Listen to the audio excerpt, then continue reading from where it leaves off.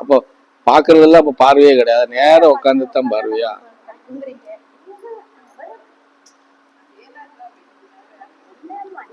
ஏமா இல்லம்மா, அப்படி சொன்னீங்கன்னா பார்வை மட்டும் இல்ல எல்லாம் கிடைக்கும், அப்புறம் ஜமுக்கணும்.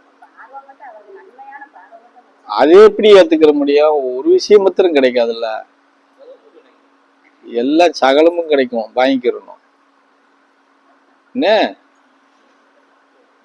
நன்மையை மாத்திரம் பெற இடத்துலயா எல்லாரும் அப்படி புண்ணியம் பண்ணி உட்கார்ந்துருக்கீங்க? அவர் என்ன அப்படி புண்ணியமானா நன்மையை மாத்திரம் வாங்கிடுவாரு? எந்த புண்ணியம் பண்ணியிருப்பாரு? கொஞ்சமாவது புண்ணியம் அது சப்போர்ட் பண்ண உடனே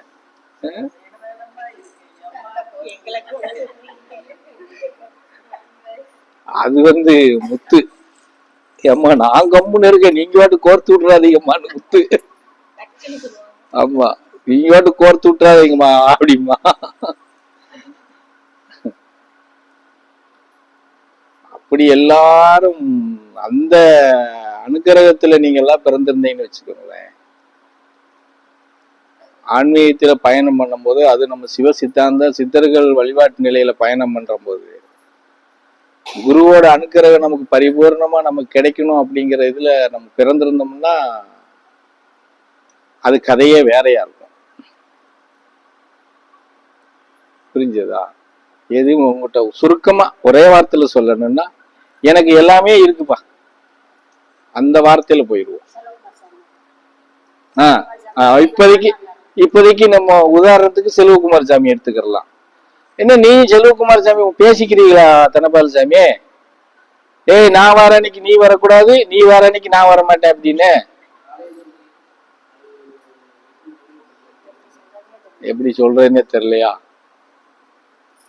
இல்ல, போன பூஜைக்கு இவர் வரல, அவர் வந்தாரு இல்லையா? இந்த பூஜைக்கு இவர் வந்திருக்காரு, அவரு இல்ல. அதான் ரெண்டு பேரும் ஏதோ டீல் பண்ணிக்கிறாங்களா?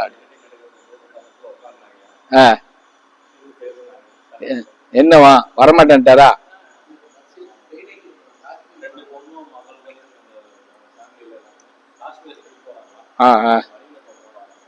சரி சரி சரி சரி சரி, தப்பு இல்ல. வேலை இருந்தா, வேலை இல்லைன்னா இருக்கிறதுன்னா அப்ப அதுக்கு ஏதோ ஒரு காரணம் நம்ம இருக்கும் தேடணும் இல்லையா? அதாவது எப்படின்னா, அது தெரிஞ்சுட்டா அந்த எதிர்பார்ப்பு தேவையில்லை, கட் பண்ணிட்டு போயிட்டே இருக்கலாம். புரியுது? அதுதான், வேற ஒண்ணும் கிடையாது. அவங்க வராங்க போறாங்க. ஏன் வரலன்னா, ஐயா இந்த மாதிரி காரணம்